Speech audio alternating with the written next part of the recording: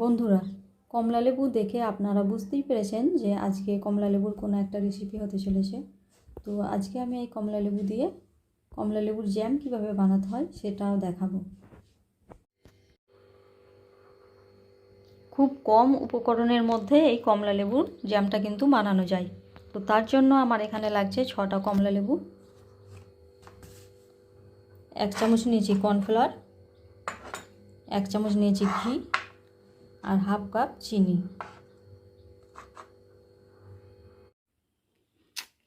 এবার এক এক করে আমি সমস্ত কমলা লেবুর খোসা ছাড়িয়ে নেব।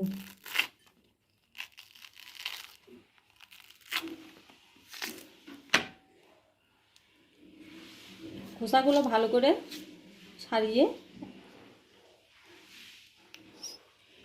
এখানে রেখে দিচ্ছি। সমস্ত কমলা লেবুর খোসা খুব ভালো করে ছাড়িয়ে নিয়েছি। এবার এই কমলা লেবুগুলো আমি ম্যাশ করে নেব।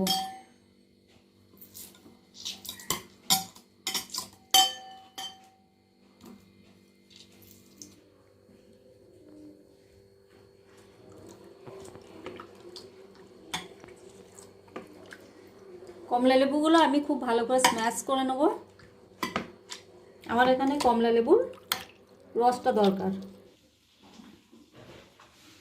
কমলা লেবু খুব ভালো করে স্ম্যাশ করা হয়ে গেছে। এবার এটাকে আমি ছেঁকে নেব। তার জন্য অন্য একটা বোল নিচ্ছি।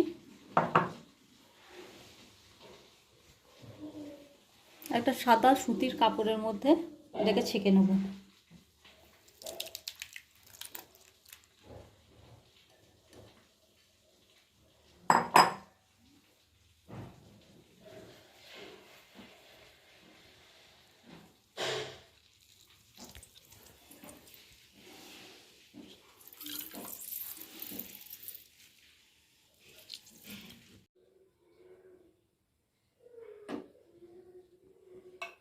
জুসটা এবার আমি কাপের মাপ করে নেব যে ক কাপ হচ্ছে।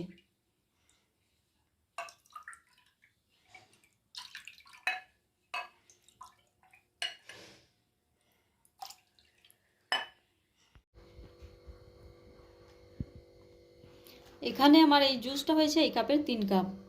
আর আমি এই চিনি নিয়েছি হাফ কাপ থেকে একটু বেশি নিয়েছি, কেননা কমলা লেবু অনেক সময় টক বা মিষ্টি দুরকম হয়। তো টক হলে একটু চিনিটা বেশি লাগবে, আর যদি মিষ্টি হয় তাহলে চিনিটা একটু কম লাগবে। তো আমি এখানে 50 থেকে 80 গ্রাম হবে চিনি নিয়েছি।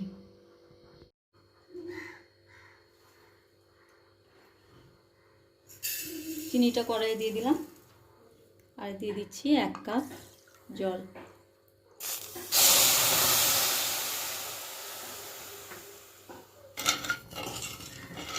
চিনিটা ফুটে উঠলে এর মধ্যে আমি অরেঞ্জ জুসটা দিয়ে দেবো। চিনি গলে গেছে, রসটাও ভালো মতো ফুটে গেছে।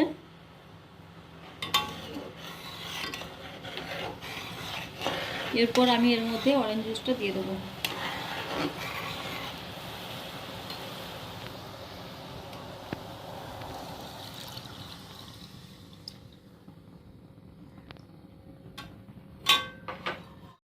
গ্যাসটা হাই হিটে দিয়ে আমি এটাকে ফুটিয়ে নিচ্ছি। ফুটে যাওয়ার পর আঁচটা আমি লো টু মিডিয়াম হিটে করে দেব। এই সময় মিষ্টিটা চেক করে নেবেন, প্রয়োজন পড়লে আর একটু চিনি দিতে পারেন। কোনো রকম জেলেটিন বা আগার আগার পাউডার ছাড়াই আমি এই জ্যামটা তৈরি করে দেখাবো। এবার আমি এর মধ্যে দিয়ে দিচ্ছি 1 ফোঁটা অরেঞ্জ ফুড কালার।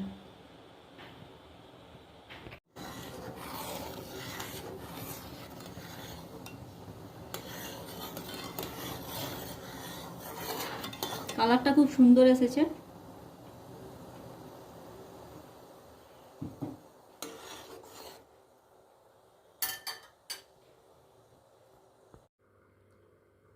মিষ্টিটা আমার কম মনে হচ্ছিল, তাই আমি এখানে আরও 50 গ্রাম চিনি যোগ করেছি।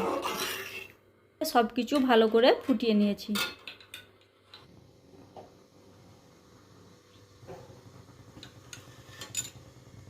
আমি এখানে 1 চামচ কর্নফ্লাওয়ার জল দিয়ে খুব ভালো করে গুলে রেখেছি। এবার এই কর্নফ্লাওয়ারগুলো একটু একটু করে এই জুসের মধ্যে দিয়ে দেবো।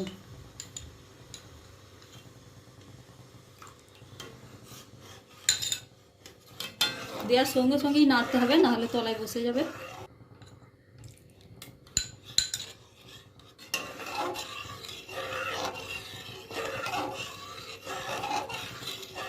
এভাবে অল্প অল্প করে দিতে থাকবো আর মেশাতে থাকবো।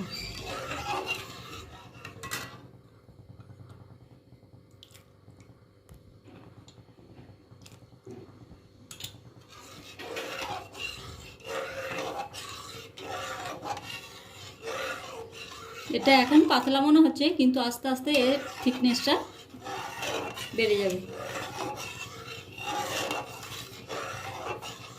আর এই সময় আঁচটা লো হিটে রাখতে হবে।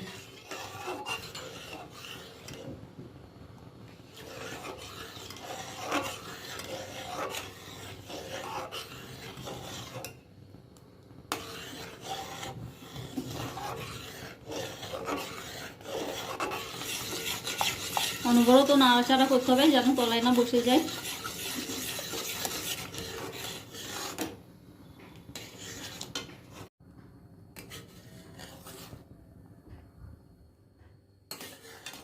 দেখেই বুঝতে পারছেন যে এর ঘনত্বটা কতটা বেড়ে গেছে।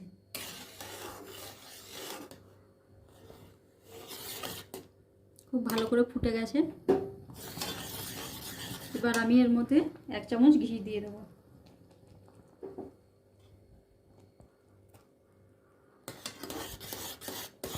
ঘিটা দেওয়ার কারণ কালারটা একটু ক্রিস্টাল হবে, চকচকে ধরনের দেখতে লাগবে।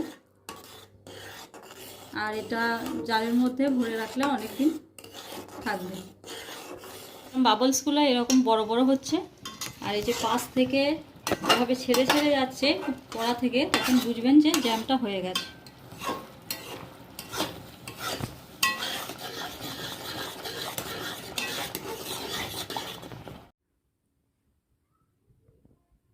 আপনারা নিশ্চয়ই দেখেই বুঝতে পেরেছেন যে কত সহজভাবে অরেঞ্জ জ্যাম বানানো যায়।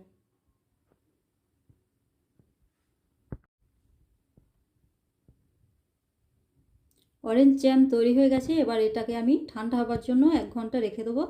1 ঘন্টা পর আমি এটাকে একটা জারের, কাঁচের জারের মধ্যে রেখে দেবো। দেখতে কতটা সুন্দর আর চকচকে হয়েছে। আপনারা এভাবে বানিয়ে দেখবেন, খুব সহজে এই পদ্ধতিতে জ্যাম বানানো যায়।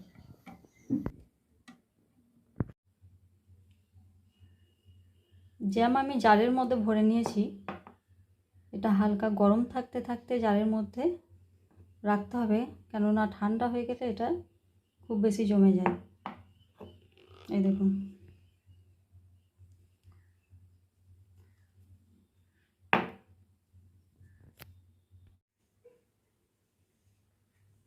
এভাবে জ্যাম বানিয়ে দেখবেন, ব্রেডের সাথে খেতে খুব ভালো লাগে। আজকে তাহলে এ পর্যন্তই।